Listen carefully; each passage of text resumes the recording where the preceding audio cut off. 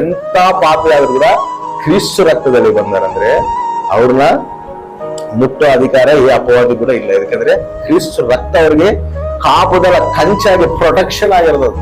ಅದಕ್ಕೆ ನಾವು ಯಾವಾಗ ಹೇಳ್ತೀನಿ, ನೀನ್ ಪಾಪ ಮಾಡಿಯೋ ನೀನ್ ನೀನ್ ಬಾಪ ನೀನ್ ಕ್ರಿಸ್ತನಲ್ಲಿ ಬಾ, ರಕ್ಷಣೆದಲ್ಲಿ ಬಾ ಅಂತ ಎದಕ್ಕೆ ನಾವು ಮೊತ್ತ ಹೇಳ್ತೀವಿ ಅಂದ್ರೆ, ನೀನ್ ರಕ್ಷಣೆಯಲ್ಲಿ ಬಂದ್ರೆ ನಿನಗೆ ಕಾಪುದಲ್ಲ, ನಿನಗೆ ಪ್ರೊಟೆಕ್ಷನ್, ನಿನ್ ಮನೆಗೆ ಪ್ರೊಟೆಕ್ಷನ್.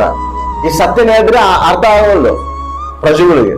ನೀನ್ ಏನೇನೋ ಆಶ್ರಯಿಸ್ತಂದ್ರೆ ಅವನು ದುಷ್ಟನು ಬಂದು ನಿನ್ನ ಸಂಹರಿಸ್ತಾನೆ, ದುಷ್ಟನು ಬಂದು ನಿನ್ ಮೇಲೆ ಅಧಿಕಾರ ಚಲಾಯಿಸ್ತಾನೆ. ನಿನ್ ಮೇಲೆ ಅಧಿಕಾರ ಚಲಾಯಿಸಬಾರ್ದಂದ್ರೆ ನಿನ್ ಮೇಲೆ ಏನಿರ್ಬೇಕು? ಕ್ರಿಸ್ತ ರಕ್ತ ಇರ್ಬೇಕು.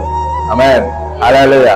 ಕ್ರಿಸ್ತ ರಕ್ತ ಇದ್ರೆ ಆ ಬಲಿಪೀಠ ಸುತ್ತ ಬಲಿಪಶು ರಕ್ತನ ದಾಟಿ ಬರೋಕೆ ಯಾರ ಕೈಲಿ ಸಾಧ್ಯ ಇಲ್ಲ ಅಂದ್ರೆ, ಮತ್ತೆ ಕ್ರಿಸ್ತ ರಕ್ತನ ನಮ್ ಕಂಚಾಗಿ ದೇವ್ರು ಇಟ್ಟಲ್ಲ, ಅದ್ರ ದಾಟಿ ಬರೋಕೆ ಈ ಸರ್ವ ಲೋಕದಲ್ಲ, ಸರ್ವ ಸೃಷ್ಟಿಯಲ್ಲೇ ಯಾರಿಗೂ ಅಧಿಕಾರ ಇಲ್ಲ.